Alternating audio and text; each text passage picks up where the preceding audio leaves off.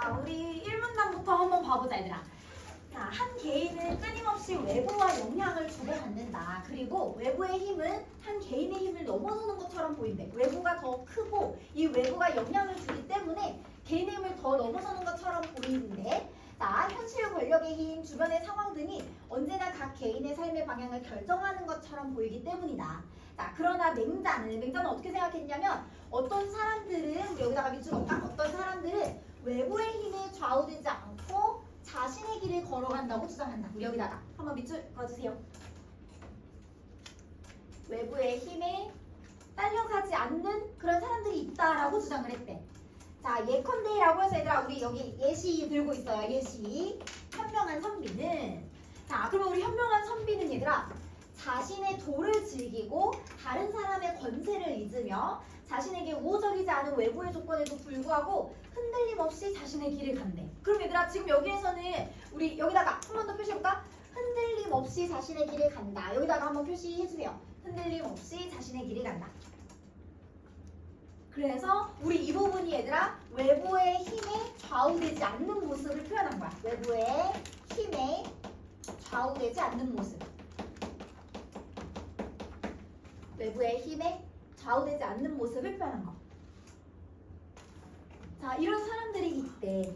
그래서 맹자는 이러한 태도를 마음이 동요하지 않는 것, 즉 부동심이라는 말로 요약을 한다. 우리 여기다가 얘들아 한번 형 앞에 쳐볼까요? 마음이 동요하지 않는 것, 여기다가 마음이 동요하지 않는 것, 즉 부동심에다가 한 번 더 표시해주고, 부동심.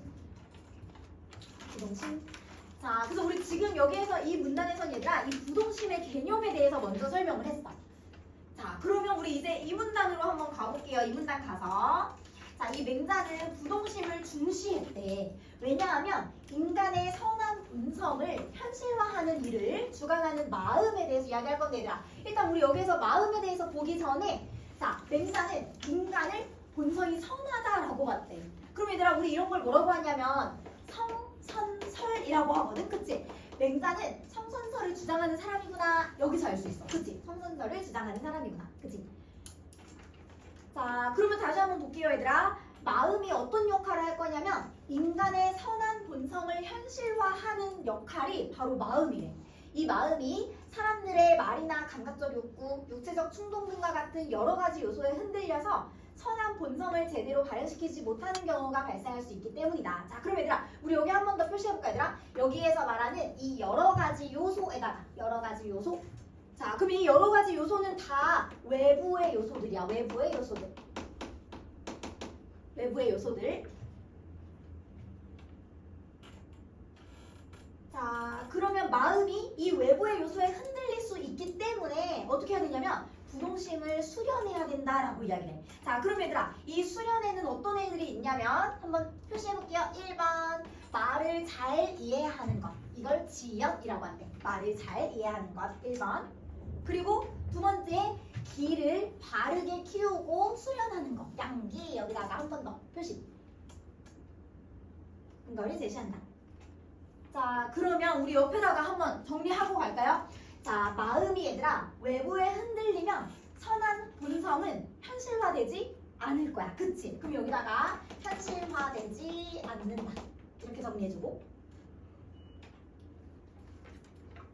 자, 그리고 외부에 흔들리지 않으면 이 선한 본성은 얘들아 현실화될 거야. 현실화될 거야. 자, 그러면 우리 여기다가 한 번 더 표시해볼게, 얘들아. 이런 경우가 있으니까 이런 경우에 뭐가 필요하냐면 바로 부동심의 수련이 필요한 거야. 그치? 그래서 우리 여기다가 정리해볼까요? 이런 경우에 우리 파란 색깔을 써주시면 돼. 얘가 우리 부동심의 수련이 필요한 경우.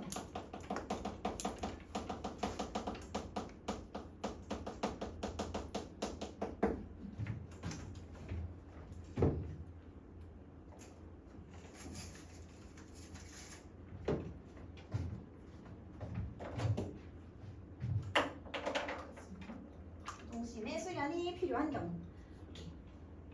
자, 그러면 우리 다시 한번 이어서 볼게요. 말이란 마음이 드러난 결과이자 마음에 영향을 줄 수 있는 것이므로 말을 잘 이해해야 된대. 그래서 이게 얘들아 이 지연이랑 관련된 거지. 그치? 자, 그리고 미혹되지 않고 부동심에 도달할 수 있다. 그리고 인간의 행동은 마음의 뜻, 즉 지향하는 바가 아닌 감각적 요구나 육체적인 충동의 기에 의해서 일어날 수도 있으니까 기를 바르게 키우고 수련할 필요가 있다. 자, 그러면 지금 여기 얘들아 한번 다시 표시해 볼게요. 여기까지가 이 1번 내용을 얘기한 거야. 지연에 대해서 이야기를 한 거고, 그치? 그리고 뒷부분이 양기에 대해서 이야기를 한 거지, 양기. 자, 지연과 양기가 왜 필요한지를 지금 쭉 설명을 했어요. 이어서 한번 봐보자, 얘들아. 자, 맹자가 양기를 부동심의 수련 방법으로 제시한 것은 바로 이 때문이다. 자, 그러면 이 때문이라고 요약을 했는데, 얘들아, 이 때문이 어떤 것 때문인지 한번 정리해 볼게요. 감각적 욕구나 육체적 충동보다는 무엇에 의해서 인간의 행동이 이루어지는 게 바람직하기 때문에. 자, 그러면 무엇에 의해서 행동이 이루어져야 되냐면, 얘들아, 마음의 뜻에 따라서야. 마음의 뜻에 따라서.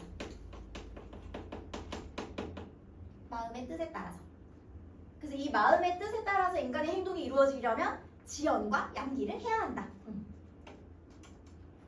자, 그러면 우리 이제 산문단 한번 봐보자. 산문단.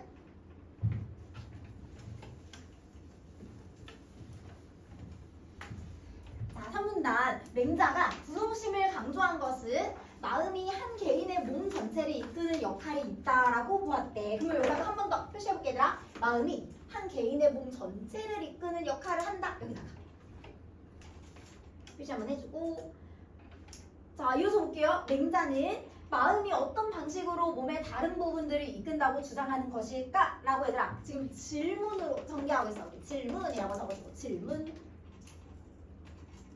자, 그러면 이렇게 질문하고 얘들아 본인이 질문하고 본인이 대답을 할 거야. 그치? 그래서 묻고 답하는 형식이라고도 할 수 있어요. 묻고 답하는 형식. 질문과 묻고 답하는 형식. 자, 마음이 어떻게 몸을 이끈다고 할 수 있을까? 한번 봐보자. 이와 관련하여 맹자는 마음과 감각기관의 관계를 설명할 거래. 우리 여기다가 얘들아 동그라미 쳐볼게요. 마음과 감각기관의 관계. 여기다가 마음과 감각기관의 관계. 자, 그러면 얘들아 이 관계가 어떤 관계인지 한번 더 읽어보자. 마음과 감각기관의 관계에 대한 맹자의 설명은 큰 사람과 작은 사람 이렇게 구분하는 걸로 시작을 할 거래. 근데 얘들아 여기서 말하는 큰 사람과 작은 사람은 서로 대조적인 거거든. 그래서 우리 여기는 얘들아 대조가 될 거야. 대조. 이 두 가지를 대조할 거예요. 마음과 감각기관을 대조할 거. 자, 그러면 우리 이렇게 한번 표시를 해볼까, 얘들아. 자, 마음에다가 우리 동그라미 표시 한번 해보고 마음. 그리고 감각기관은 세모 표시를 해볼게. 그러면 마음이랑 관련된 거는 우리 계속 동그라미 표시고 감각기관이랑 관련된 건 다 세모 표시를 할 거예요. 오케이? 자, 봐보자. 자, 큰 사람과 작은 사람의 관계에서 출발할 거래. 그럼 얘들아 마음이랑 연결되는 큰 사람은 동그라미, 작은 사람은 세모 이렇게. 그 말을 한 번 더 얘들아 대인과 소인이라고 했으니까 한 번 더 동그라미 세모 표시해주고 대인과 소인 동그라미 세모. 자, 그러면 얘들아 이 맹자는 대인과 소인의 관계는 타고나는 것이 아니래. 타고나는 것이 아니다라고 했으니까 우리 여기다가 X 표시 한번 해주고 타고나는 게 아니고 수양 과정에 따른 결과래. 그러면 여기다가 한 번 더 표시할게요. 각 개인의 수양 과정에 따른 결과이다. 그러면 어떻게 수양하는지에 따라서 큰 사람이 될 수도 있고 작은 사람이 될 수도 있다는 거야. 그치? 자, 말하자면 사람의 큼과 작음은 애초에 사람 안에 있으며 그중 어느 쪽을 기르느냐에 따라서 어떤 사람인가가 결정된대. 자, 그럼 얘들아 한 번 더 표시해볼게요. 어느 쪽을 기르느냐 우리 여기다가 밑줄 어느 쪽을 기르느냐. 그러면 이 말을 얘들아 다른 말로 바꾸자면 이 몸 속에 있는 거를 어떻게 수양하냐에 따라서 수양하냐. 어떻게 수양하냐에 따라서 그 사람이 어떤 사람인가가 결정된대. 어떤 사람. 그래서 여기 대인인지 혹은 소인인지 결정이 된다. 자, 그리고 우리 옆에 먼저 보고 얘들아 그 다음 표를 좀 채워볼게요. 우리 옆으로 가서 먼저 한번 봐보자. 옆으로 가서 자, 어째서 어떤 사람은 큰 사람이 되고 어떤 사람은 작은 사람이 되느냐는 물음에 큰 몸을 따르면 큰 사람이 된대. 우리 여기다가 한 번 더 표시해볼까 얘들아? 큰 몸을 따르면 큰 사람이 되고, 그치? 자, 그리고 작은 몸을 따르면 작은 사람이 된다. 이렇게 표시해주세요.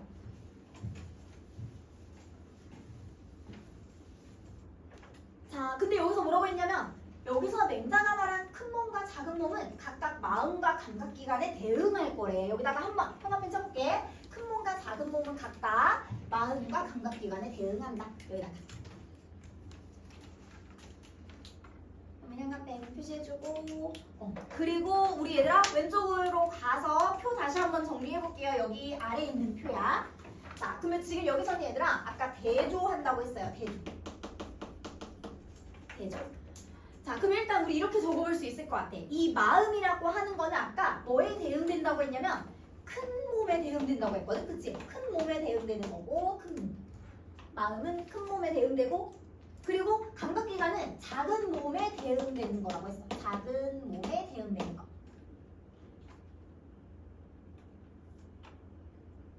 그리고 또 뭐라고 얘기했냐면 얘들아 이 큰 몸을 따르면 큰 사람이 된다라고 했어요. 큰 사람이 된다.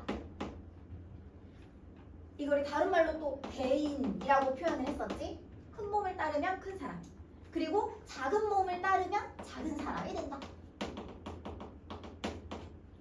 그래서 여기서 작은 사람은 또 소인이라고 했었지. 소인.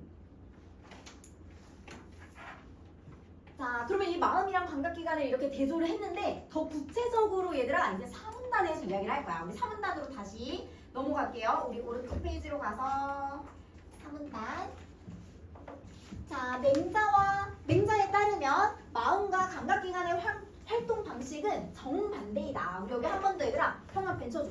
마음과 감각기관의 활동 방식은 정반대이다. 여기다가 한 번 더 형광펜 치고. 자, 그리고 우리 다시 옆으로 가서 정반대라고 했으니까 여기도 대조해서 설명을 할 거야. 대조가 일어날 거. 자, 그러면 내용 한번 봐보자. 귀와 눈과 같은 작은 몸은 얘들아 감각기관이지. 그치? 이런 감각기관은 수동적이래. 자, 그럼 얘들아 작은 몸에 대한 설명을 먼저 할 거야. 얘는 수동적인 성격을 가지고 있대. 자, 그러면 우리 다시 한번 적을게요. 이런 눈과 귀 같은 거는 감각기관이지. 그치? 다시 한번 적고. 감각기관은 수동적. 자, 이어서 볼게. 작은 몸은 외부의 자극이 주어지면 그대로 끌려간다. 즉, 어디선가 소리가 들려? 그러면 거기에 소리에 귀 기울여서 듣게 된다는 거야. 그러면 그게 수동적인 거지. 그치? 자, 그리고 이어서 볼게요. 게다가 작은 몸이 외부 대상을 향해서 움직이는 활동, 즉 감각적 욕망의 충족 여부는 행위자가 전적으로 결정할 수가 없다. 아까 전에 뭐라고 했냐면 얘들아 어디선가 들려오는 소리가 있어? 그러면 그거는 내가 들리니까 듣는 거지. 그럼 이거는 내가 전적으로 결정할 수 없는 내용인 거네? 그치? 자, 그래서 수동적이라고 표현을 하는 거야. 이어서 볼게요. 외부 대상을 얻는 일은, 자, 그럼 얘들아 외부 대상을 얻는 일이라고 표현을 했는데 이 사람은 지금 조선시대 사람이니까 이 글을 쓴 사람은 예를 들어서 어떤 걸 볼 수 있냐면 얘들아 높은 관직 같은 거라고 볼 수 있을 것 같아요. 높은 관직 같은 거.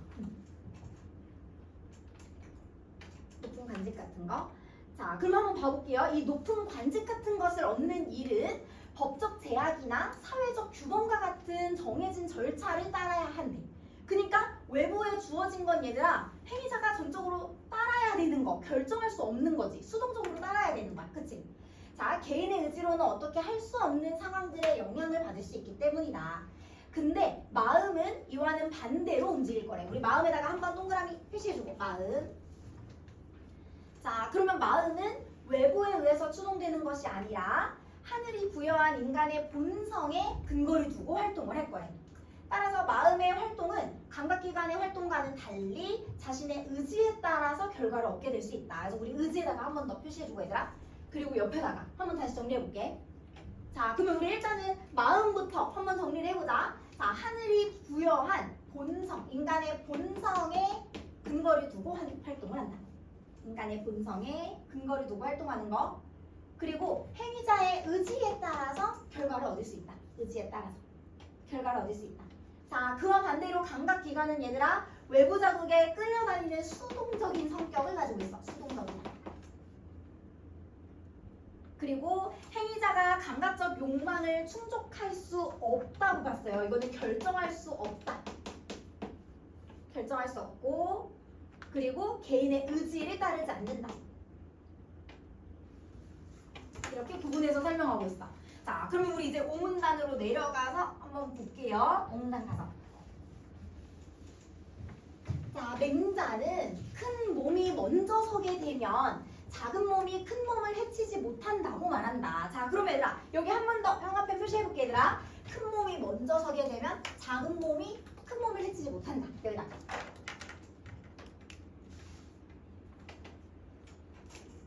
자, 그러면 이 말을 얘들아 다르게 바꿔보면 어떻게 할 수 있냐면 작은 몸이 먼저 서면 이렇게 경우를 바꿔볼 수 있겠지. 그치? 한번 바꿔보자. 그러면 작은 몸이 먼저 선다면 작은 몸이 먼저 서면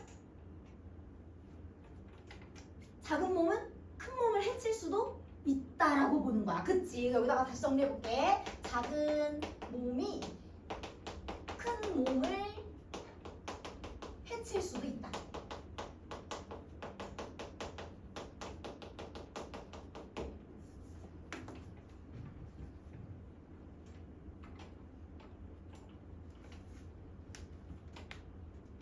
그러면 작은 몸이 먼저 선다는 건 얘들아 감각 추구를 하는 거야. 그러면 예를 들어서 높은 관직을 얻기 위해서 막 열심히 하려고 하는 그런 모습, 외부의 거를 막 따르려고 하면 있잖아. 이 작은 몸이 내 안에 있는 마음 같은 것들을 해칠 수도 있다라고 보는 거야.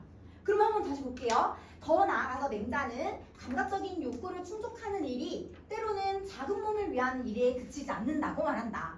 자, 그리고 이어서 봐볼게. 먹고 마시는 일과 같은 감각적 욕구와 관련된 활동은 작은 몸을 기르는 일이지. 감각과 관련된 거니까. 자, 그러나 큰 몸이 먼저 서 있는 상황이라면 선한 본성에서 유래한 도덕적 마음을 발휘하고 있는 상황에서 하는 감각적 욕구와 관련된 활동은 단지 작은 몸만을 위한 일이 아니다. 자, 그러면 우리 요거 얘들아 구분해서 다시 한번 정리해볼게. 1번 먼저 한번 봐보자. 1번.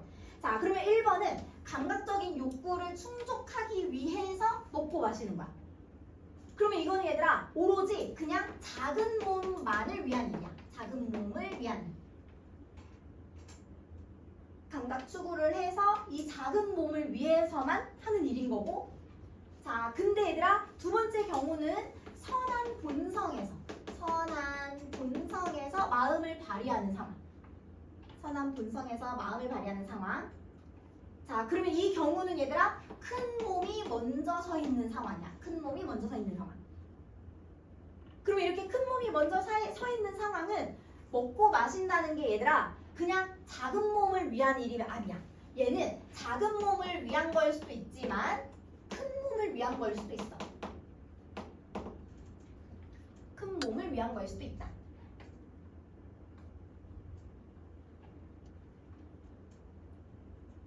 자, 그래서 여기에서 얘들아 예시를 들어줬어. 뭐라고 하냐면 먹고 마시는 일을 즐긴다 하더라도 의롭고 예에 맞춰 하려고 노력한다면, 자, 그럼 여기다가 한 번 더 밑줄어볼까 얘들아? 의롭고 예에 맞춰서 노력한다면.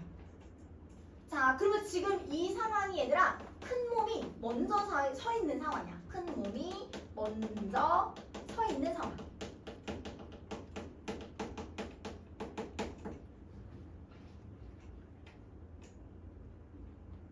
그냥 먹고 마시는 감각 추구를 하는 일이라 하더라도 얘들아 이렇게 의롭고 예에 맞춰서 한다면, 큰 몸이 먼저 서 있다면 그 일은 작은 몸뿐 아니라 큰 몸을 위한 일이기도 하다. 이 이야기를 지금 예를 들어서 설명을 해준 거야. 그치? 자, 따라서 이런 경우에 감각적 욕구와 관련된 작은 몸의 활동은 의나 예와 관련된 큰 몸에 종속되어 있다라고 할 수 있대. 한 번 더 표시해볼까요? 감각적 욕구와 관련된 작은 몸의 활동은 큰 몸의 활동에 종속되어 있다. 큰 몸이 먼저 서 있는 경우에는 이 작은 몸을 컨트롤하고 종속할 수 있다라고 보는 거야. 자, 그러면 우리 이제 뒤로 가서 다시 볼게요. 유문단으로 한번 가보자, 얘들아.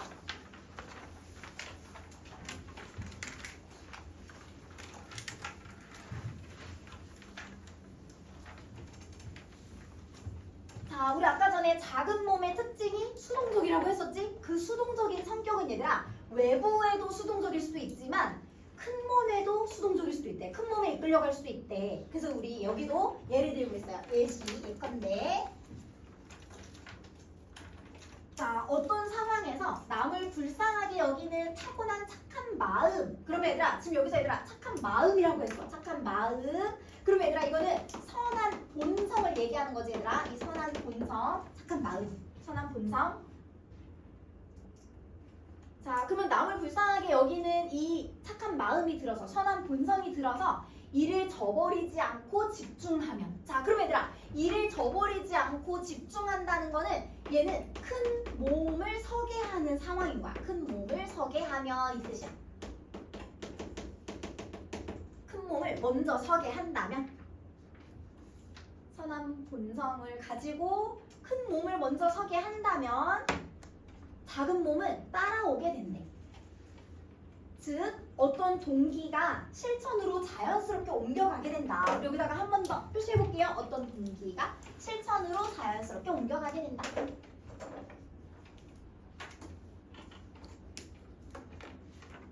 그러면 여기서 말하는 얘들아 어떤 동기라고 하는 거는 다른 사람을 불쌍히 여기는 거잖아 얘들아. 그럼 여기다가 적어볼까? 이 동기라고 하는 거는 도와주고 싶다. 불쌍한 사람을 도와주고 싶다라는 마음이야. 불쌍한 사람을 돕고 싶은 마음.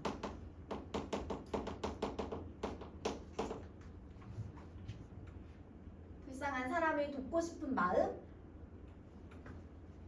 그러면 이 마음은 얘들아 우리 안에서 이루어지는 건데 이게 실천으로 자연스럽게 옮겨간대. 그러면 여기서 말하는 이 실천이라고 하는 건 얘들아 외부에서 내 몸 바깥에서 이루어지는 행동인 거지. 그치? 그래서 얘는 외부 내 몸에서 이루어지는 행동이야.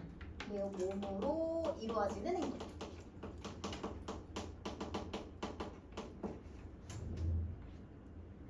외부의 내 몸으로 이루어지는 행동. 자, 그러면 이거를 얘들아 다시 말하면 이 말은 무슨 말이냐면 불쌍한 사람을 돕고 싶다는 건 얘들아 지금 이거는 마음인 거지. 마음. 내 속에서 일어나는 이 마음.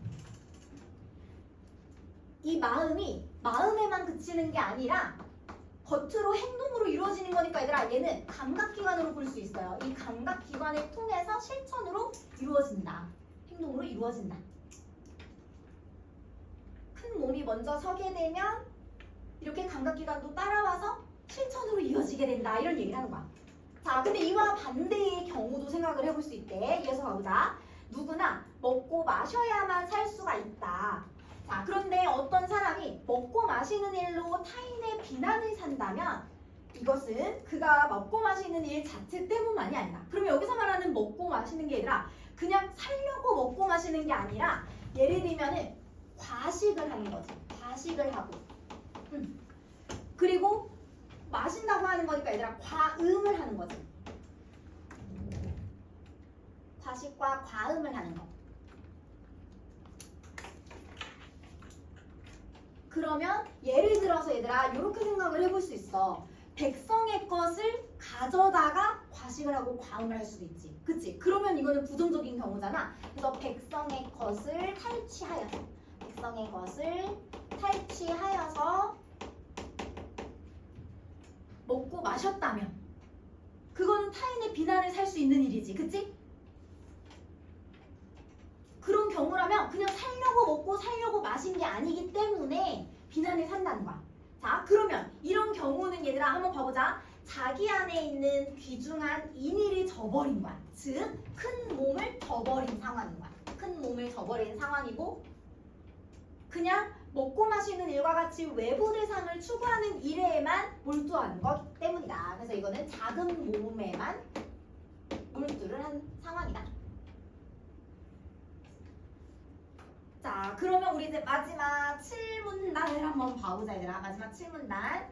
자, 작은 몸인 감각기관이 외부 대상에 끌려가서 무절제하게 욕망에 탐닉하게 되는 경우 그 책임은 마음에 있다. 자, 그러면 아까처럼 얘들아 과식을 하고 과음을 하고 백성의 것을 탈취하는 그 모습은 책임이 마음에 있대. 우리 여기다가 한번 표시해볼까 얘들아? 그 책임은 마음에 있다. 여기다가 그 책임은 마음에 있다.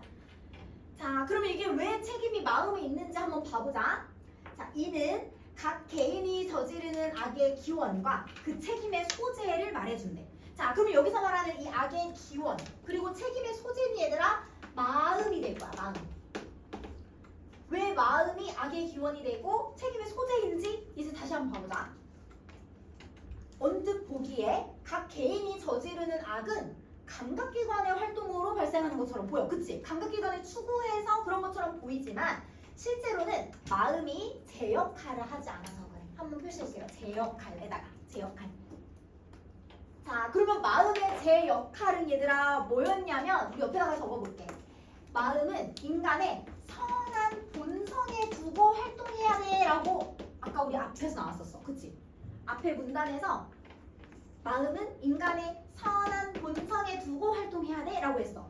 근데 선한 본성에 두고 활동하지 않은 거잖아. 그치? 그러니까 나쁜 일의 책임은 마음에 있다 라고 보는 거예요. 자, 그럼 우리 다시 한번 볼게 얘들아. 자, 우리 몸에 무언가 있기 때문에 악을 저지르는 게 아니라 마음이 무언가를 하지 않았기 때문에 악을 저지르는 거네. 그럼 여기서 말하는 무언가는 얘들아 바로 선한 본성을 발휘하지 않아서 그런 거야. 선한 본성이 우리 마음속에 있는데 그걸 제대로 발휘하지 않았기 때문에 악을 저지르게 되는 거다. 그렇다면 마음이 제 역할을 해나갈 때, 즉 이 선한 본성을 발휘를 한다면 마음은 눈과 귀, 코, 혀 이런 얘들아 감각기관이지. 이런 감각기관, 몸의 외부의 것들, 이런 감각기관. 이 감각기관들이 다 이끌어서 각 개인을 책임감 있는 존재로 형성해 나가게 한대. 여기다가 한 번 더 표시해주세요. 책임감 있는 존재로 형성.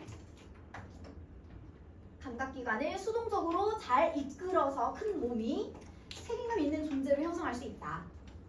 자, 마음의 활동에 감각기관의 활동도 따라가게 되어 있는 것이다.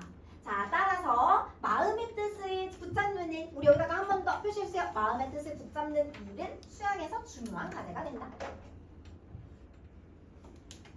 그러면 여기서 말하는 이 마음의 뜻을 붙잡는다는 건 얘들아 다시 한번 정리하면 선한 본성을 발휘하는 거 이렇게 되겠지. 선한 본성을 발휘하는 거. 자, 그럼 이렇게 선한 본성을 발휘해야 하는 것이 수양에서 가장 중요한 과제가 된다. 자, 그러면 우리 옆에다가 다시 한번 정리할게 얘들아. 마음이 이 제 역할을 할 때, 선한 본성을 발휘할 때 감각기관을 이끌 수가 있고 감각기관을 이끌 수 있다. 자, 그럼 이 감각기관을 이끈다는 건 얘들아 다시 말하면 큰 몸이 먼저 서는 경우를 만든다는 거지. 아까 앞에서 말했던 큰 몸이 먼저 서는 경우를 만들어. 큰 몸이 먼저 서서 작은 몸을 이렇게 이끌면 개인은 책임감 있는 존재가 된다. 책임감 있는 존재가 된다. 자, 그러면 우리 이 지문은 여기까지 보고 우리 이제 두 번째 지문으로 좀 넘어가 볼까 얘들아?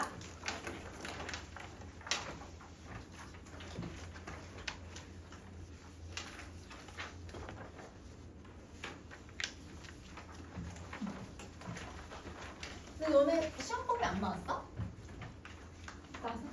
나와? 뭐 나와? 뭐? 흑선이랑 그거잖아. 그 나온 거 지금 있어. 있는 사람 찍어놓은 사람 있을까요? 1, 2 다 들어가는 거? 수특 1, 2 다 들어가고 그러면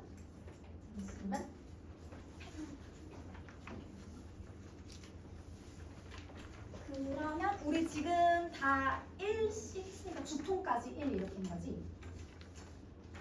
인문, 사회, 과학, 그 다음에 주통 이렇게 1, 그치? 그 다음에 그 2씩 남은 거지. 그러면 이거 다 나가는 거. 그러면 5개. 게다가 교과서는 뭐 들어가?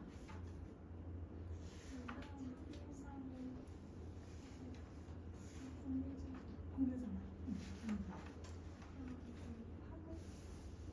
파도? 아, 밀리미터 파 그건가? 엇박자? 예덕 선생님? 예덕 선생님 맞나? 안 나갈 수도 있고.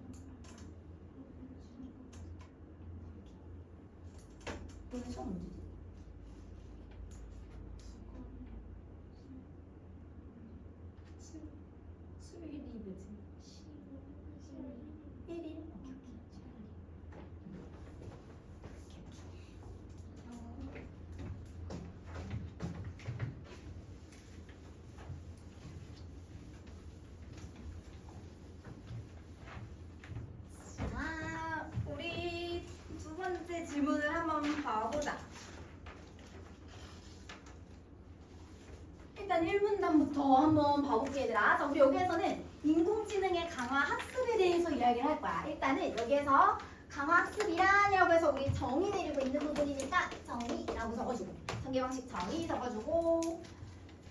자, 한번 봐볼게요. 에이전트 얘들아, 아래 뜻 나와 있어. 아래 한번 봐보자. 자, 강화 학습에서 환경과 상호작용하면서 학습하는 주체래. 그러면 예를 들어서 얘들아, 청소 로봇 있잖아. 그거라고 생각하면 돼. 그러면 그 청소 로봇이 여기 최적화된 길을 돌아다니면서 자기가 그 청소를 하잖아. 그치? 그러면 이 에이전트를 그 청소 로봇 같은 거라고 생각을 해주면 돼요. 자, 그럼 한번 봐보자. 이 에이전트가 주어진 환경에서 적절한 행동을 취하고 환경으로부터 받는 보상을 최대화하는 정책을 학습하는 과정이다. 자, 그럼 얘들아, 보상을 최대화하는 게 이게 목적이 될 거야. 여기다가 한번 표시해주세요. 이게 목적. 에이전트가 어떤 행동을 하고 그 행동 환경으로부터 받는 보상을 최대화하는 게 목적이야. 자, 그 정책을 학습하는 과정이 이 강화 학습인데 한번 봐보자. 이 과정에서 제일 중요한 문제는 어떻게 하면 에이전트가 각각의 상태에서 최적의 의사결정을 내릴 수 있을까? 이게 가장 중요한 문제래. 최적의 의사결정. 그러면 여기서 말하는 최적의 의사결정이라는 건 얘들아, 바로 보상을 어떻게 하면 최대한 받을 수 있을까? 이거지. 그치? 보상을 어떻게 하면 최대한 받을 수 있을까? 자, 그래서 수학자인 리처드 벨만은 마코프 의사 결정 모형을 도입해서 이 문제를 해결하려고 했대. 그럼 여기서 말하는 이 문제는 얘들아, 바로 요 문제지. 어떻게 하면 최적의 의사 결정을 내릴 수 있을까 하는 이 문제를 MDP를 통해서 해결하려고 했대. 자, 그러면 MDP라고 하는 건 어떤 거냐면 우리 한번 형광펜 칠게요. MDP란 불확실성이 있는 환경에서의 순차적 의사결정 모형이래. 여기다가 한번 표시해주세요. 자, 그러면 여기서 말하는 이 불확실성이라는 게 어떤 거냐면 바로 미래에 대한 예측이 확률 분포로 주어졌다는 거야. 그러면 상황이 얘들아, 미래에 있을 상황이 딱 정해진 게 아니라 어떤 확률로 정해져 있다는 거야. 그러면 확률로 정해져 있는 거니까 100%딱 정해진 게 아니지. 그치? 다음 활동이 100%딱 정해진 게 아니기 때문에 이거를 불확실성이라고 하는 거예요. 불확실성.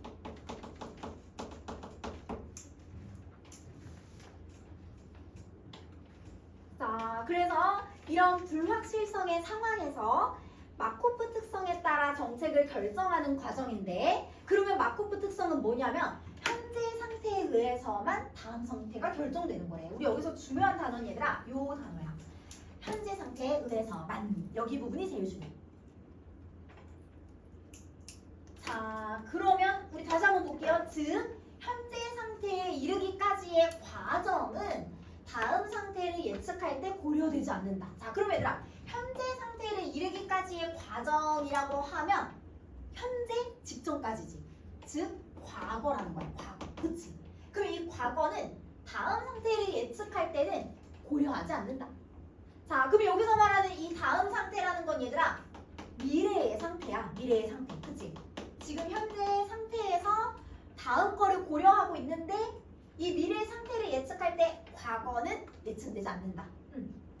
자, 그러면 이 말을 얘들아, 우리 이렇게 정리할 수 있을 것 같아. 자, 그러면 여기에서 다시 한번 봐보자.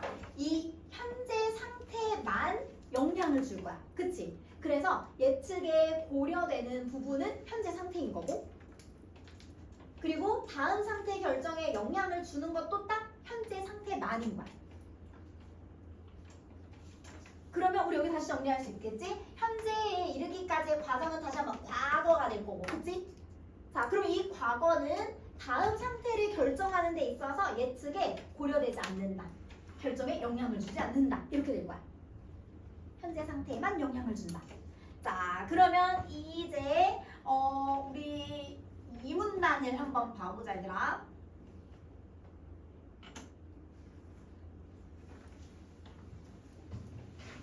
자, MDP는 상태, 행동, 보상, 상태, 변이 확률 이런 구성 요소로 이루어져 있어요. 구성 요소. 구성 요소. 자, 그래서 여기에서 상태라고 하는 건 얘들아, 에이전트에게 관찰되는 환경을 얘기한대. 환경에다가 한번 표시해주세요. 환경. 자, 그래서 우리 여기서 얘들아 이 그림에 대한 설명은 다음 문단에서 더 자세하게 설명하거든. 근데 우리 요 이야기들을 한번 이해하기 위해서 간단하게만 봐보자 얘들아. 그러면 국어 공부에 있는 상태, 수학 공부에 있는 상태, 이게 상태, 환경이 되는 거야. 알겠지? 이 동그라미 각각이 상태, 환경이 되는 거고, 그리고 행동이라고 하면 에이전트가 각각의 상태에서 취할 수 있는 반응을 의미한대. 반응. 그러면 예를 들어서 지금 수학 공부의 상태에 있다고 하면 얘들아 취침을 하러 갈 수도 있고 아니면 영어 공부를 하러 갈 수도 있어. 그치? 그러면 이게 행동이 되는 거야. 알겠지? 다음 상태로 가는 거, 이게 행동. 자, 그리고 보상은 에이전트가 특정 행동을 취했을 때 환경으로부터 주어지는 피드백이래. 피드백. 자, 그러면 예를 들어서 수학 공부 상태에서 취침으로 가면 얘들아 보상 우리 뒤에서 나오지만 보상이 0 이렇게 되는 거고, 그리고 영어 공부로 가면 보상이 -2 이렇게 되는 거야. 자, 그리고 상태 변이 확률은 에이전트의 행동에 따라 이전 상태에서 다음 상태로 이동할 확률이래. 이동할 확률. 그러면 이 이동할 확률은 어떤 거냐면 얘들아 지금 수학 공부 상태에서 취침으로 갈 확률은 0.2 이렇게 되는 거고 영어 공부로 갈 확률은 0.8 이렇게 된다는 거야. 우리 요 내용은 뒷문단에서 다시 한 번 더 설명할 거예요. 그럼 이어서 봐보자. 강화학습에서 에이전트는 이러한 요소를 고려해서 보상을 최대화하는, 우리 한 번 또 나왔는데 얘들아 보상을 최대화하는 정책을 학습한다. 자, 그러면 여기서 말하는 이 정책이라고 하면 각 상태에서 취할 행동의 묶음이래. 자, 그러면 이 말은 다시 말하면 얘들아 순차적인 행동의 묶음이다 이렇게 볼 수 있어. 순차적 행동의 묶음. 그러면 이 순차적이라는 단어 얘들아 어디서 나온 거냐면 우리 1문단에서 나온 거야 얘들아. 1문단에 한번 다시 봐봐. 1문단에서 MDP를 뭐라고 설명했냐면 여기 순차적 의사결정 모형 이렇게 얘기했거든. 그치? 순차적 의사결정 모형. 그러면 이 순차적이라는 말이 얘들아 무슨 뜻이야? 우리 다시 한번 봐볼게. 자, 이 국어 공부에서 수학 공부로 넘어가는 거 순차적으로 이루어지는 거지. 그치? 수학에서 취침으로 가는 거 순차적으로 이루어지는 거지. 그치? 그럼 이렇게 순차적으로 이루어지는 행동의 묶음이 각 상태에서 취할 행동의 묶음 이렇게 되는 거야. 자, 그러면 우리 이제 다시 3문단으로 한번 가볼게요. 3문단.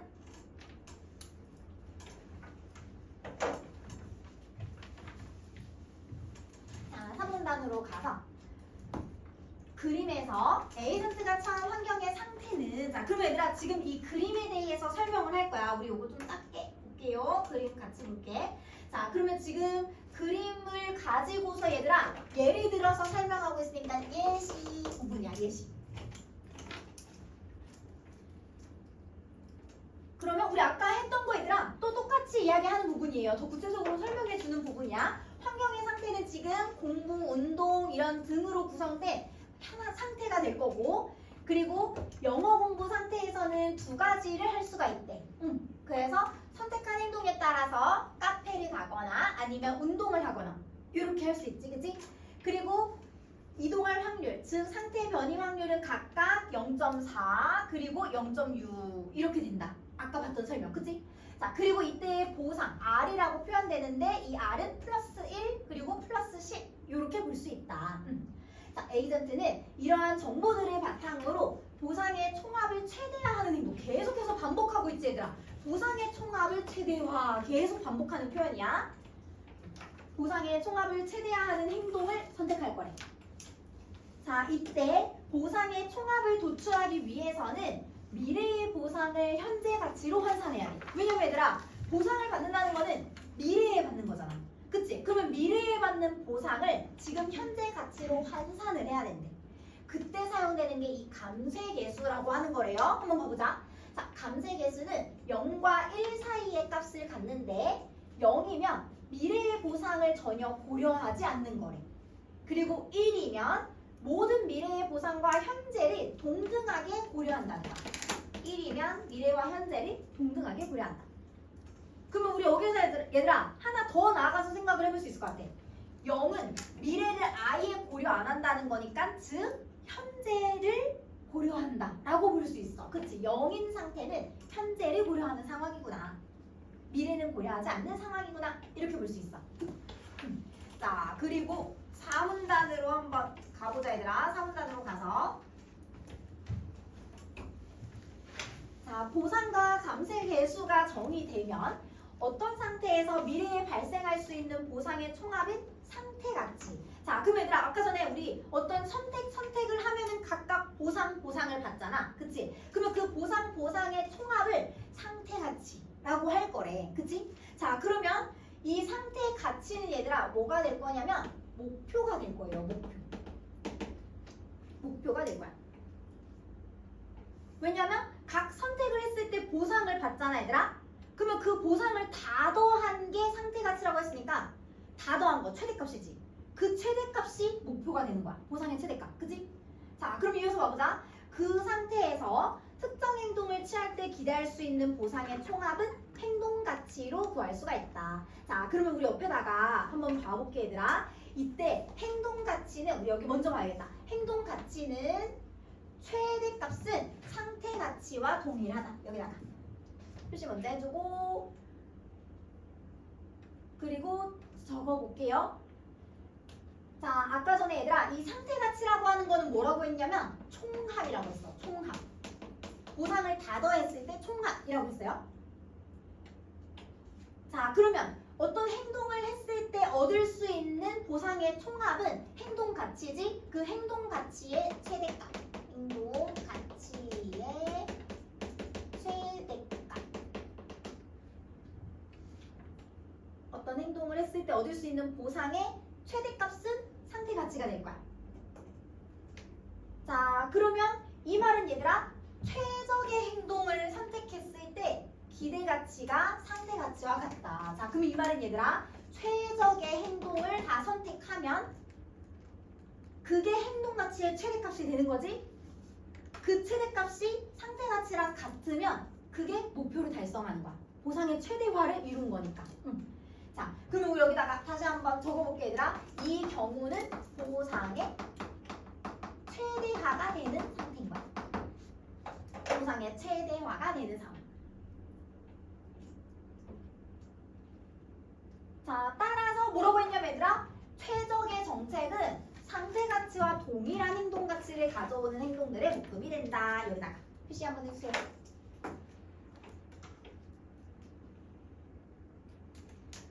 그러면 아까 우리 그림과 같은 그런 상황이 있었을 때 그 상황에서 최적의 정책이 되는 상황은 어떤 거냐면 상태 가치랑 동일할 때. 그러면 상태 가치랑 동일하다는 건 보상이 최대화가 됐을 때 이런 뜻이지. 그치? 자, 그러면 우리 얘들아 지금 가지문은 다 읽었거든? 우리 가지문이랑 관련된 문제를 먼저 좀 볼게.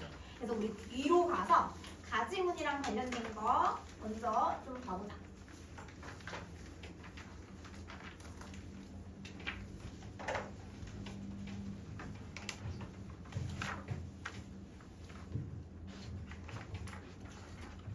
근데 지문은 그렇게 어렵지 않은데 얘들아 문제가 되게 어렵거든. 문제가 말이 되게 애매하게 써져 있는 것들이 많아. 그래서 우리 이거 얘들아 좀 꼼꼼하게 볼 건데 일단은 가는 내가 파란 색깔로 표시를 할게. 파란 색깔로 이 가랑 관련된 걸 좀 정리를 하고 그리고 나지문은 우리 이따 볼 거지만 나지문은 이 빨강 색깔로 좀 표시를 하고 그러고 볼게요.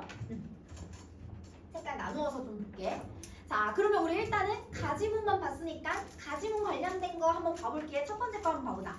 자, 1번 가에서는 모두 미래에 대한 예측이 불확실한 상황에서 최적의 결정이 도출되는 모형을 설정하고 있다. 우리 요거 얘들아 맞는 말 이렇게 될 거야. 그치? 그럼 우리 근거 어디에서 알 수 있냐면 1문단에 있어요. 1문단 아래에서 네 번째 줄에 있어. 아래서 네 번째 줄.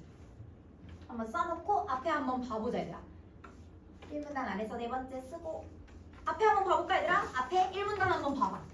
가지문에서 1문단 아래에서 네 번째 줄에 보면 얘들아 불확실성의 상황에서 정책을 결정하는 거. 그치? 최적의 결정을 하는 거. 그럼 이거는 맞는 말이네. 그치? 그래서 1번 맞는 말. 자, 그러면 2번 한번 봐볼게. 자, 2번 가는 미래에 발생 가능한 상황을 기준으로. 자, 그럼 얘들아 미래에 발생 가능한 상황 지금 이 가에서는 미래에 뭐가 발생할 수 있냐면 행동을 통해서 보상을 얻을 수 있지. 그치? 자, 그럼 이거는 보상이 되는 거야. 보상. 보상을 얻을 수 있어. 행동에 대한 보상. 자, 그러면 그 보상을 기준으로 현재 이루어지는 행동을 평가? 근데 얘들아, 평가한다는 말이 나올 수 있을까? 그냥 보상을 받는 거잖아. 그치? 근데 그걸 가지고서 평가라고 하기는 좀 어려워. 그치? 그래서 우리 가지문에서 평가는 말이 안 될 거야. 그러면 가는 땡 이렇게 될 거야. 보상을 얻는 거랑 평가랑은 좀 다른 개념이야. 그래서 땡.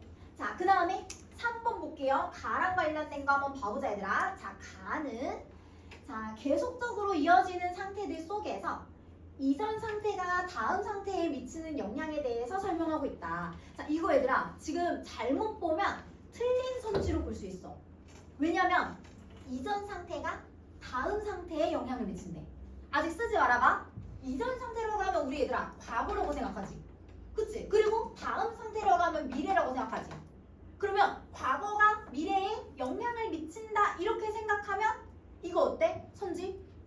틀린 선지 같지 않아? 그치? 왜냐면 우리 1문단에서 딱 현재 상태에만 영향을 준다고 했잖아. 그치? 그럼 이거 틀린 선지 같지? 근데 우리 수능 특강 답지에는 이거 맞는 설명이라고 나와 있어. 맞는 설명. 그러면 왜 맞는 설명인지 우리 이제 봐보자. 왜 맞는지. 자, 다시 한번 볼게요. 계속적으로 이어지는 상태들 속에서 자, 그럼 여기서 말하는 계속적으로 이어진다는 건 얘들아 아까 우리 순차적인 의사결정이라고 했잖아.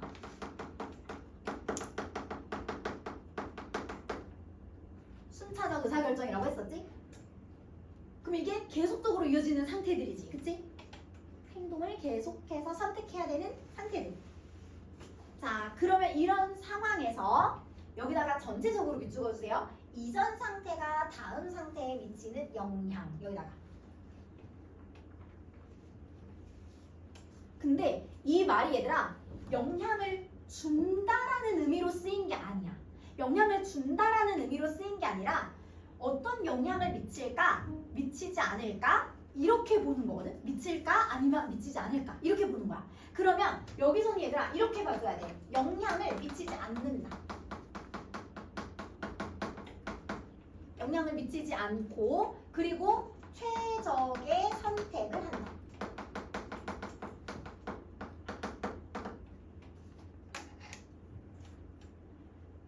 아까 말했던 이전의 상태, 과거의 상태가 미래의 상태에 영향 미치지 않는다. 그리고 최적의 선택을 한다. 그러면 요렇게 본다면 가는 맞는 말 이렇게 될 거야. 자, 그러면 우리 이제 4번 한번 볼게요. 4번에서 가는 행위자가 자신을 둘러싼 환경과 상호작용한 결과가 자, 그럼 얘들아 자신과 둘러싼 환경이 아까 여러 개의 그 상태들을 얘기했었어. 그치? 국어 공부, 영어 공부 이런 상태들을 의미했었어요. 자, 그러면 그 환경과 상호작용했다는 건 얘들아 어떤 게 될 거냐면 얘는 행동을 선택하는 거. 행동을 선택하는 거. 이걸 상호작용으로 볼 거야. 그래서 이 상호작용이라는 말이 얘들아 어디에 나왔냐면 우리 얘들아 한번 다시 앞에 봐봐. 앞에 봐보면 상호작용이라는 말이 본문에는 안 나와 있어. 근데 어디 나와 있냐면 에이전트 뜻에 나와 있어. 봐봐. 에이전트 뜻 아래 봐봐. 환경과 상호작용하며 나와 있지. 그치? 그러면 상호작용한다는 거는 맞는 말이 되는 거야. 그치? 자, 그럼 이렇게 상호작용을 해서 새로운 상호작용으로 연결이 된대. 그럼 여기서 말하는 새로운 상호작용은 어떤 상태에서 행동을 선택하면 뭐가 주어져? 보상이 주어져. 그치? 그럼 이게 보상이 되는 거야. 보상. 보상을 받는 거. 그게 새로운 상호작용이라고 보는 거야. 그러면 가는 맞는 말 이렇게 될 거. 가는 맞는 말. 자, 그리고 5번 한번 봐볼게. 가는 당면한 문제 해결을 위해서 최적의 대안을 찾는 거 얘들아. 맞는 말이지. 그치? 그래서 이거는 맞는 말, 가는 맞는 말. 자, 그러면 우리 일단은 여기까지 보고 얘들아 잠깐 쉬는 시간 하고 그 다음에 좀 이어서 봐보자 얘들아. 자, 그래서 얘들아 새로운 정보가 획득되면 변화한다. 삼성전자가 갑자기 어디랑 계약이 파괴됐대. 그러면 삼성전자에 대한 가치가 떨어지겠지. 그치? 이런 식으로 변화된다. 자, 결국 주가 변동은 우리 여기다가 얘들아 한번 형광펜 칠게요. 조금 올리고 볼게. 자, 결국 주가 변동은 한번 형광펜 쭉 칠게요. 시장에서 평가된 조건부 기대치가 변화하기 때문에 나타나는 현상으로 이해할 수 있다. 여기다가 형광펜 쳐보자. 조건부 기대치가 변하면 주가도 변동한다. 왜 주가가 변동할까? 우리 한번 다시 여기다가 정리해 볼게요, 얘들아. 자, 조건부 기대치가 변화한다는 말은 우리 이렇게 정리해 볼 수 있을 것 같아. 자, 미래 배당금에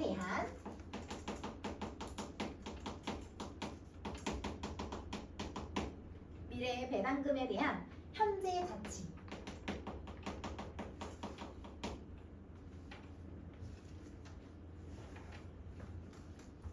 자, 그래서 아까 전에 예를 들었듯이 얘들아, 삼성전자가 어디랑 계약이 이제 파멸이 돼가지고 조건부 기대치가 하락을 했어.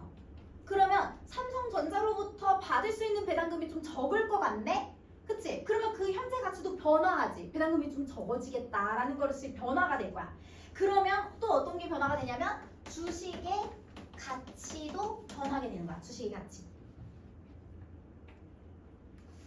왜 주식의 가치가 변하냐면 우리 아까 위에 적어놓은 거 봐봐 얘들아. 주식의 가치가 뭐랑 같다라고 했냐면 미래 배당금 총합의 현재 가치랑 같다고 했잖아. 그치? 그러면 이게 떨어지면 주식의 가치도 떨어지지? 그러면 주식의 가치가 떨어진다는 거는 회사의 가치가 떨어지는 거니까 주가가 변동한다. 이렇게 이해해 볼 수 있어. 그치? 자, 그러면 우리 이제 이 문단 한번 봐볼게요.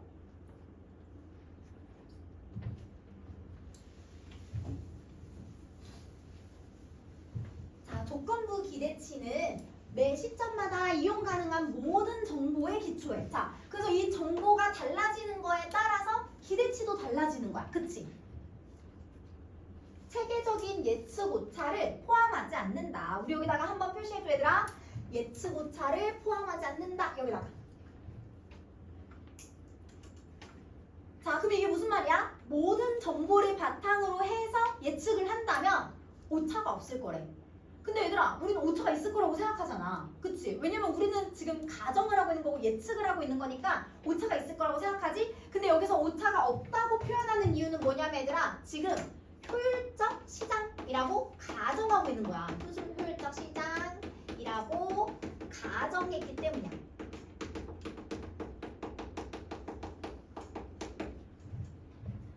아까 우리 1문단에서 효율적 시장이라고 가정했었지 얘들아? 그래서 모든 정보가 지금 다 있다라고 생각해야 돼. 누락된 정보 없이 모든 정보가 다 있어? 그러면 이 정보를 가지고서 당연히 예측을 거의 정확하게 할 수 있겠지. 그치? 이렇게 가정하고 있는 거야. 자, 이어서 볼게요. 이는 투자자들이 기업과 관련된 정보를 빠르고 정확하게 주가에 반영하기 때문이다. 왜냐하면 자기가 가진 정보를 가지고서 이 주가가 계속 바뀌는 거야. 기대치가 바뀌면 주가가 바뀌니까. 그치? 자, 만약 기업 관련 정보가 주가에 적절히 반영되지 않아서 주가가 기업의 내재 가치와 괴리될 경우에 차익 실현의 기회가 발생한다. 자, 그러면 우리 여기다가 한번 붙여볼까? 기업 관련 정보가 주가에 적절히 반영되지 않는다면. 그럼 이 말은 모든 정보가 반영되는 게 아니라 정보에 누락이 생긴다는 거야. 정보 누락. 만약에 어떤 정보가 누락이 되었어? 그러면 이 경우에 주가가 기업의 내재 가치와 괴리될 거예요. 자, 그러면 우리 여기 얘들아 한번 여기다가 정리를 해볼까? 정보가 누락된 상황부터 정리해볼게요. 정보가 누락된 상황. 자, 정보가 누락이 되면 주가랑 기업의 내재 가치랑 다르게 될 거야. 즉, 괴리가 발생할 거야.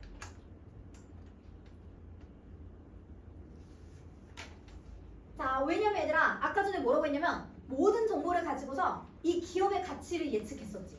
근데 그 기업의 가치 자체가 주가잖아. 그러면 가치를 잘못 예측하면 주가도 잘못 예측하게 되는 거야. 그치? 자, 그래서 괴리가 발생하게 된대. 그러면 이 괴리가 발생하면 얘들아 차익 실현의 기회가 발생하게 되는 거래. 차익 실현의 기회가 발생하게 된다. 자, 그러면 이 말은 얘들아, 우리 차익 실현이라는 말은 다른 말로 바꿔볼 수 있을 것 같아. 어떤 말로 바꿀 수 있냐면 1문단에 있다. 자본 이득으로 바꿀 수 있어. 자본 이득. 자, 그러면 이게 어떤 상황인지 얘들아, 우리 예를 들어서 아래다가 좀 정리해 볼게. 아래 칸 없어서 나는 여기다가 정리할게요. 자, 지금 예를 들어서 정보가 누락됐어. 정보가 누락됐어. 자, 그러면 이 정보가 누락되니까 아까 뭐라고 했냐면 주가가 기업의 내재 가치랑 다를 거라고 했어요. 기업의 내재 가치랑 다르다.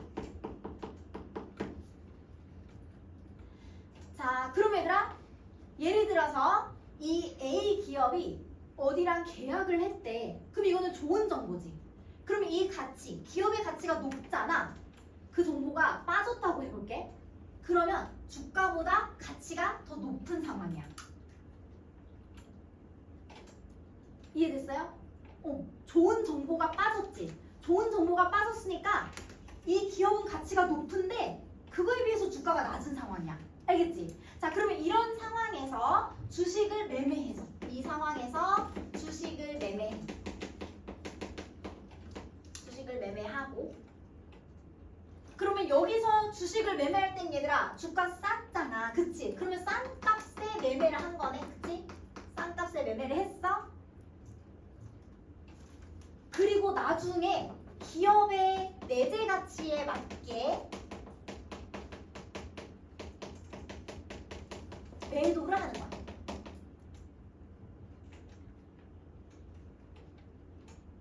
A 기업이 어디랑 계약을 했다라는 정보가 이제 알려졌어? 그러면 기업의 내재 가치에 맞게 주가가 오르겠지? 그 주가가 오른 값, 비싼 값에 매도를 하는 거야. 비싼 값에 매도해. 그러면 차익이 실현되지.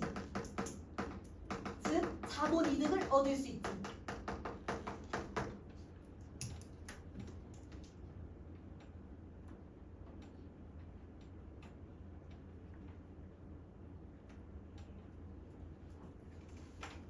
그래서 정보를 알고 있는 사람들은 이렇게 자본이득 얻을 수 있다는 거야. 차익 실현의 기회가 생긴다는 거야. 정보를 알고 있는 사람만. 이렇게 괴리가 발생했을 경우에. 자, 그러면 우리 다시 한번 볼게요.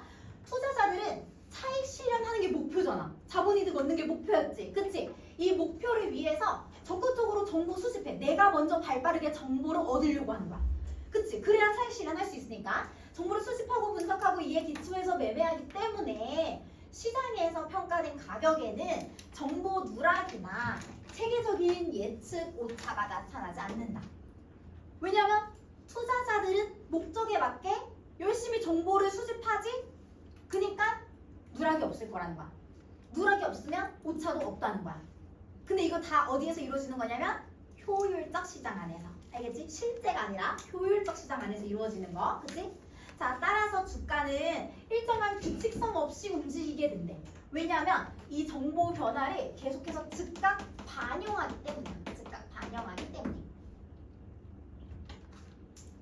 이 말 어디에 있었냐면 얘들아, 우리 여기에 있었다. 자, 정보를 빠르게 정확하게 주가에 반영한다. 여기 부분.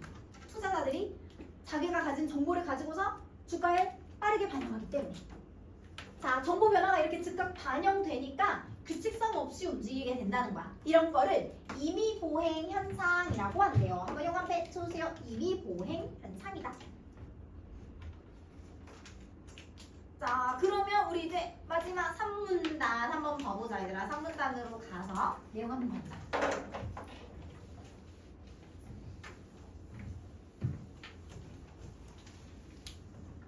3문단 가서, 자, 만약에 현재 주가가 알려진 정보의 일부만을 반영하고 있다면, 그 말은 정보에 누락이 있다는 상황이네. 그치? 자, 그러면 지금 이 정보 누락의 상황이란다. 정보 누락의 상황. 그러면 정보 누락은 얘들아 아까 괴리를 이끌어낸다고 했어요. 그치? 자, 그러면 어떤 괴리였냐면 다시 한번 정리. 주가랑 기업의 내재 가치랑 다른 상황.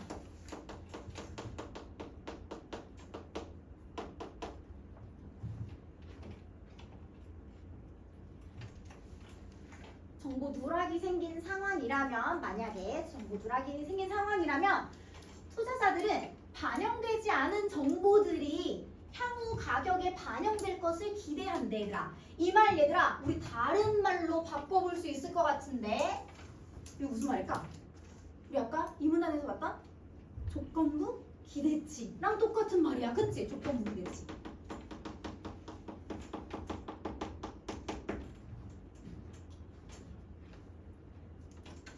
조건부 기대치. 자, 그럼 다시 볼게요. 예를 들어서 반영되지 않은 정보가 좋은 소식이면 주가가 오를 것이라고 기대하는 거야, 그치?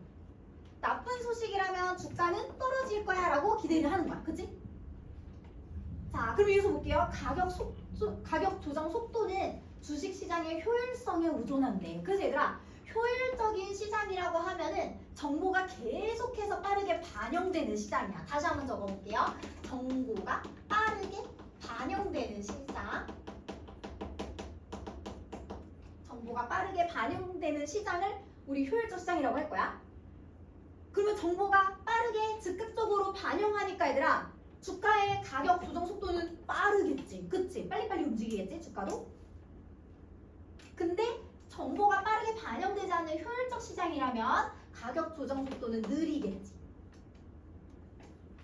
그래서 효율성에 의존한다라고 이야기하는 거예요. 다시 봐보자. 따라서 효율적 시장에서는 현재 가격에 반영되지 않은 정보가 존재할 수 없다. 정보 누락이라는 게 있을 수 없다라고 얘기하는 거야. 효율적 시장에서는. 자, 이는 현재까지 알려진 정보 가운데 미래의 주가 변동을 예측하는 데 도움이 되는 정보가 남아있지 않다. 즉, 정보 누락이 없다 이 말이지. 그치? 정보 누락이 없다.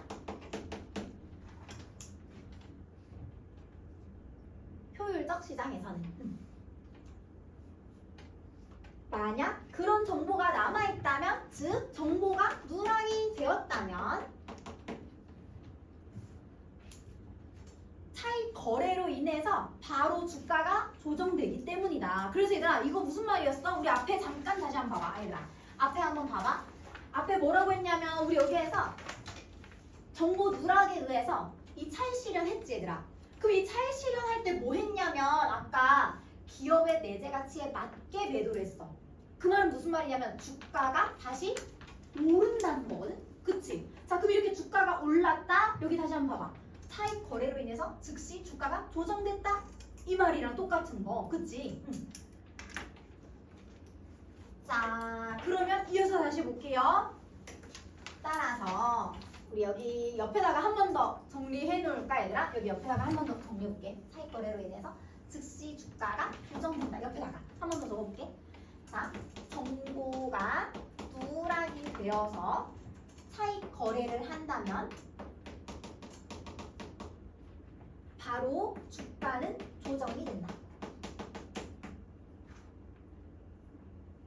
앞에서 했던 말을 다시 반복하고 있는 거. 자, 따라서 효율적 시장에서는, 지금 효율적 시장을 또 가정했어요. 효율적 시장에서는 투자자도 주가의 과거 변동 패턴에 기초해서 시장 수익률보다 높은 수익률을 실현할 수 없다. 자, 그럼 이 말은 얘들아, 차익 실현할 수 없다 이 말이에요. 왜냐면 효율적인 시장이니까 얘들아, 정보 누락이 없지. 정보 누락이 없으니까 차익 실현할 수 없다라고 얘기하는 거야. 그리고 이어서 볼게요. 가격에 새로운 정보를 반영하는 속도가 즉각적이므로 지속적인 초과 이익을 실현할 수 없다. 그럼 이 말은 얘들아, 여기에 지금 생략됐어. 뭐가 생략됐냐면 만약에 차익 실현이 있다 하더라도, 만약 차익 실현이 있다 하더라도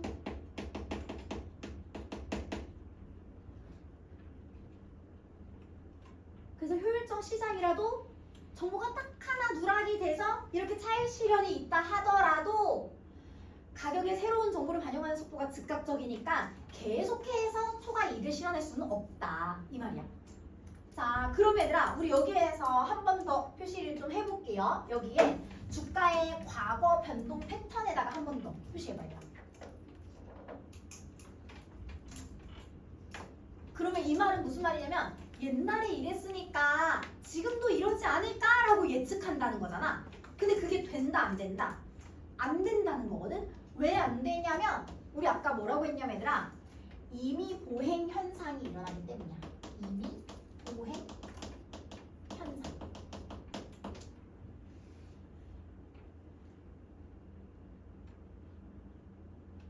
이미 보행 현상이 뭐였어 얘들아? 규칙성이 없는 거. 그치? 그러면 과거에 이랬다 하더라도 미래에 똑같이 될 일은 없다는 거야. 규칙성이 없기 때문에. 그치? 그래서 과거 변동 패턴으로 수익률 실현할 수 없다라고 얘기하는 거야. 규칙성이 없으니까. 자, 그러면 우리 나지문 다 봤으니까 얘들아 이제 한번 문제 다시 한번 봐볼게요. 우리 넘어가서 1번 문제 다시 한번 봐보자. 자, 그러면 우리 나지문은 얘들아 빨강색으로 표시하기로 했어요. 우리 나지문 한번 다시 봐보자. 첫 번째 한번 봐보자. 미래에 대한 예측이 불확실한 상황에서 최적의 결정이 도출되는 모형을 설정하고 있다. 자, 그러면 우리 지금 여기서는 얘들아 일단 나는 맞는 말이고 1문단에 아래에서 5번째 줄에 있어요. 1문단 아래에서 5번째 줄 쓰고 한번 앞에 다시 봐보자.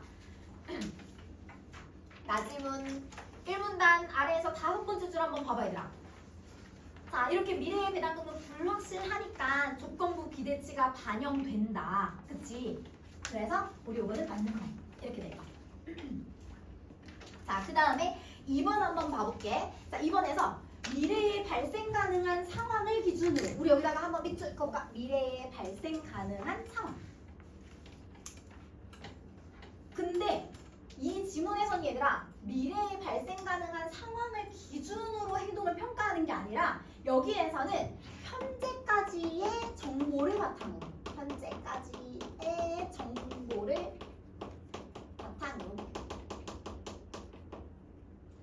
미래에 대한 정보는 알 수가 없어 당연히. 그치? 이제까지 내가 가지고 있는 그 현재까지의 정보를 바탕으로 기준으로 현재에 이루어지는 행동을 평가. 근데 얘들아 여기서도 평가는 이루어지지 않아요. 평가는 없어. 그래서 나도 틀린 말 이렇게 될 거야. 나도 땡. 자, 그 다음에 3번 한번 봐볼게 얘들아. 3번 계속적으로 이어지는 상태. 자, 그리고 여기서 말하는 계속적으로 이어지는 상태라는 거는 계속해서 정보가 반영되는 이런 상황이야. 정보 반영은 계속해서 이루어지지. 이 정보 반영 그 속에서 자, 이전 상태가 다음 상태에 미치는 영향. 우리 요 말은 얘들아 나지문에서는 이렇게 이해해 볼 수 있어요. 정보가 반영되어서 주가가 변동되는 거.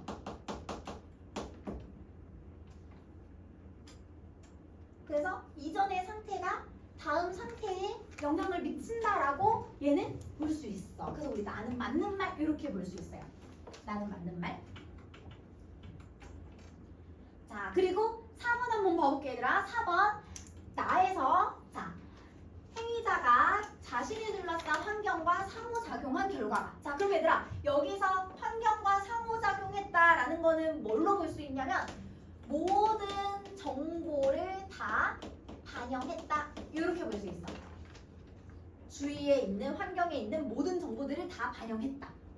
요걸로 볼 수 있어. 자, 그래서 새로운 상호작용으로 연결이 된다. 이 말은 주가가 새롭게 변동된다. 이렇게 연결해 볼 수 있어요. 주가가 변동된다. 그러면 이렇게 본다면 우리 나는 맞는 말 이렇게 될 거야. 맞는 말. 나는 맞는 말. 자, 그리고 5번 한번 봐보자. 합리적인 행동이 비합리적인 결과를 유발하는 거. 근데 얘들아 여기서는 비합리적인 결과에 대해서 말한 적이 없어. 그래서 나는 틀린 말 이렇게 될 거.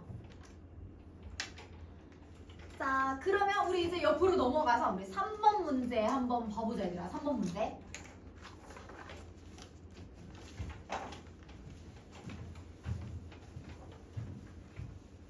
자, 3번 문제에서도 우리 나지문이랑 관련된 거는 다 빨간 색깔로 표시할게 얘들아. 지금 여기에서 니은은 어떤 부분이냐면 효율적 시장이었어요. 효율적 시장.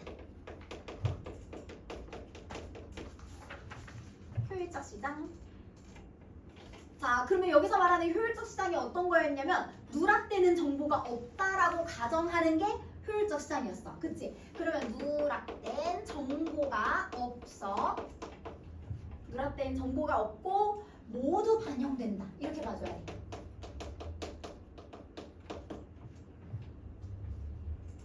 누락된 정보 없이 모두 반영된다.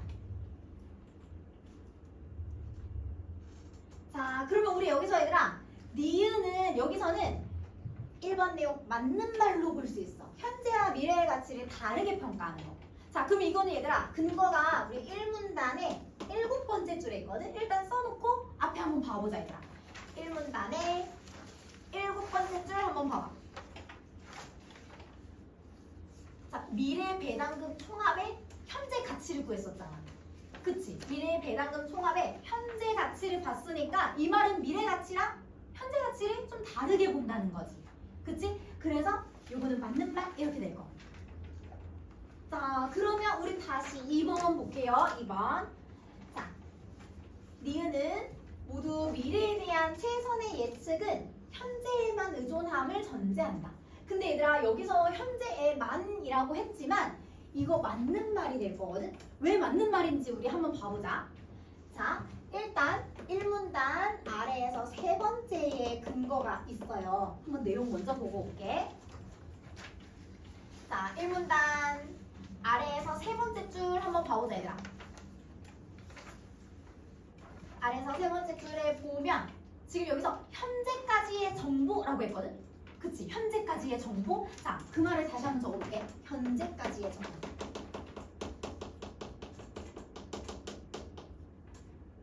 현재까지의 정보.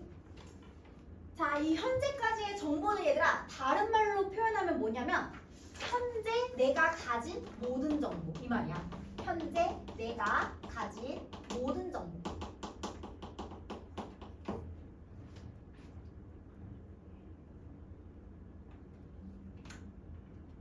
그러면 과거의 정보라 할지라도 지금 내가 현재 가지고 있는 거지. 그래서 현재에만 의존한다라고 말을 표현할 수 있는 거야. 그래서 답은 2번 이렇게 되는 거예요. 자, 그러면 우리 3번도 한번 봐보자. 자, 3번은 우리 얘는 니은과 달리라고 했으니까 요거는 그냥 빼고 볼게요. 4번 한번 볼게. 4번. 자, 4번. 자, 니은은 미래에 실현 가능한 결과를 예측하는 것이 불가능하다는 것을 전제한다. 자, 근데 우리 요거는 얘들아 틀린 말이 될 거야. 틀린 말. 미래의 결과를 예측할 수 있다. 가능하다로 바꿔줘야 되거든. 그러면 왜 가능한지 한번 봐볼게 얘들아. 자, 우리 지금 이 효율적 시장에서는 뭐라고 했었냐면 모든 정보를 다 반영한다고 했었지? 모든 정보를 다 반영한다.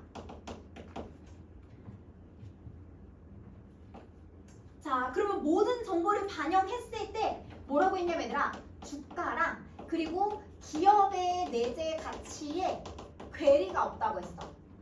즉 같다가 될 거야. 주가랑 기업의 내재 가치에 괴리가 없는 거, 즉 같다. 그러면 같다는 건 무슨 말이야? 미래의 주가를 알 수 있다는 거야. 미래의 가치를 예측하면 미래의 주가를 알 수 있다는 거야. 그치? 그러면 얘는 얘들아 불가능하다가 아니라 가능하다. 이렇게 돼야 돼. 자, 그리고 5번 한번 봐보자 얘들아. 니은은 과거 정보만으로가 아니라 아까 얘기했듯이 현재까지의 정보. 현재까지의 정보. 그래서 과거에 얻은 지금 현재 가진 정보로 미래를 예측하는 거야. 그래서 니은 땡 이렇게 될 거. 자, 그러면 우리 이제 마지막 4번 문제 한번 봐볼게요. 4번 문제.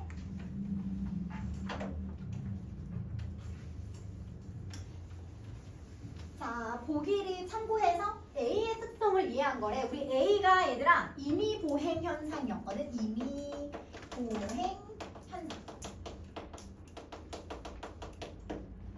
임의 보행 현상의 특성을 이해한 걸로 가장 적절한 거 고를 거야. 자, 근데 우리 지금 보기에서 어떤 의견을 얘기하고 있는지 먼저 위에다가 좀 적어놓게 얘들아. 보기에서 어떤 의견을 얘기하고 있는지. 자, 그러면 지금 보기에서 설명할 내용은 얘들아 효율적 시장보다는 효율적 시장 나는 현실의 모습이 더 들어가 있는 입장이야. 그래서 여기다가 다시 한번 정리해볼게요. 현실적인 입장에서.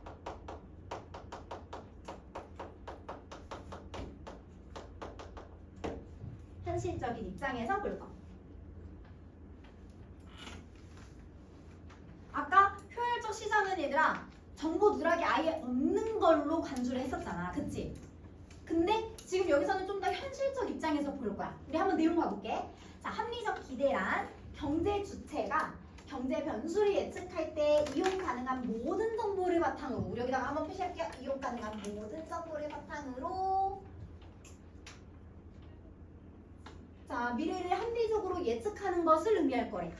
자, 그러나 경제 주체가 모든 정보를 완벽하게 이용할 수 있는 건 아니야. 우리 여기다가 한 번 더 표시해볼까? 완벽하게 이용할 수 있는 거는 아니다. 현실적인 입장이지, 그치? 자, 그러면 이거는 얘들아 우리 효율적 시장과는 차이점이 되겠지. 효율적 시장과 차이점이 될 거. 효율적 시장에서는 모든 정보를 다 반영할 수 있다고 봤고, 지금 이 입장은 완벽하게 이용할 수 있는 건 아니다라고 봤으니까 차이점. 자, 그럼 이어서 볼게요. 합리적 기대가 완전한 예측을 보장하지는 않는다. 왜냐면 오차가 생길 수 있다는 거야. 합리적 기대 하에서도 예측 오차는 발생할 수 있어. 그래서 우리 여기도 얘들아 한 번 더 표시할게요. 예측 오차는 발생할 수 있다. 이게 또 차이점이 되겠지. 아까 효율적 시장에서는 오차 없다고 했거든. 그치? 자, 그리고 또 봐볼게. 새로운 정보가 입수되면, 여기 한 번 더 표시할게요. 새로운 정보가 입수되면 즉각적으로 수정이 돼. 반영되는 거야. 동일한 오차가 반복되지 않는다. 여기다가. 자, 그러면 이거는 얘들아 즉각적으로 반영이 된다는 말이랑 똑같은 거야. 즉각 반영. 그러면 효율적 시장에서도 즉각적으로 반영한다고 봤잖아, 정보를. 그래서 공통점. 자, 반면 과거의 주가 변화만을 기준으로 미래의 주가를 전망하는 경우 같은 예측 오차가 지속적으로 반복되는 세계적인 예측 오차가 발생할 수 있다. 우리 이 내용은 얘들아 문제 보면서 다시 한번 봐볼게. 자, 1번 먼저 볼게요. 1번. 자, 과거에 발생한 예측 오차가 장기간 지속적으로 발생할 수 있다. 자, 우리 이 말은 얘들아 여기를 봐줘야 돼. 여기 부분. 만약에 오차가 발생한다 하더라도 반영이 되어서 다시 반복되지 않는다라고 했거든. 그치? 그러면 지속적으로 발생할 수 있다가 아니라 동일한 오차는 발생하지 않는다. 이렇게 돼야 돼.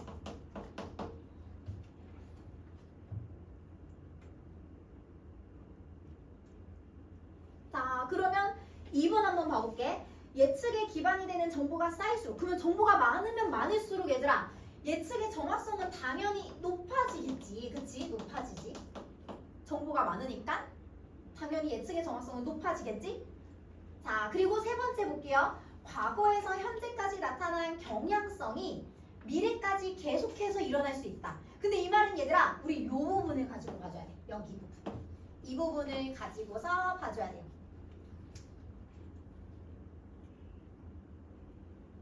자, 그러면 여기 부분 다시 한번 봐볼까 얘들아? 과거만 기준으로 해서 본다면 오차가 계속 나타날 수밖에 없대.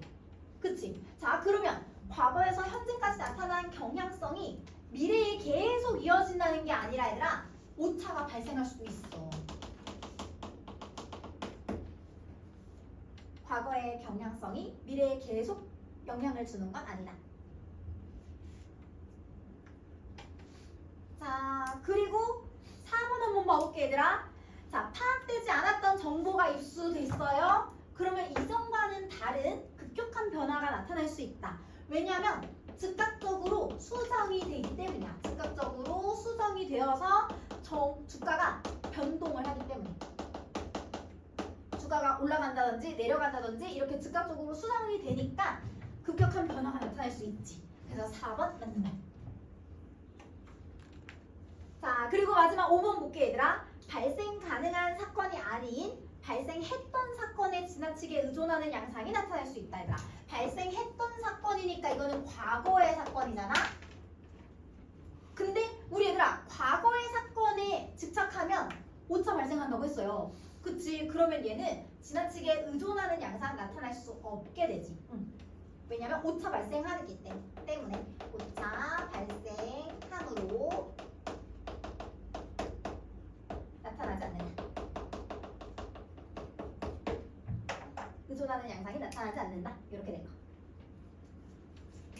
자, 그래서 우리 얘들아 이 지문 되게 문제 부분이 되게 애매하게 나와 있는 부분들이 많아. 그래서 좀 꼼꼼하게 봐줘야 돼. 알겠지? 자, 그러면 우리 잠깐 시간이 조금 남았으니까 좀 복습하면서 모르는 거 좀 질문하고 그런 거 마무리해볼게요.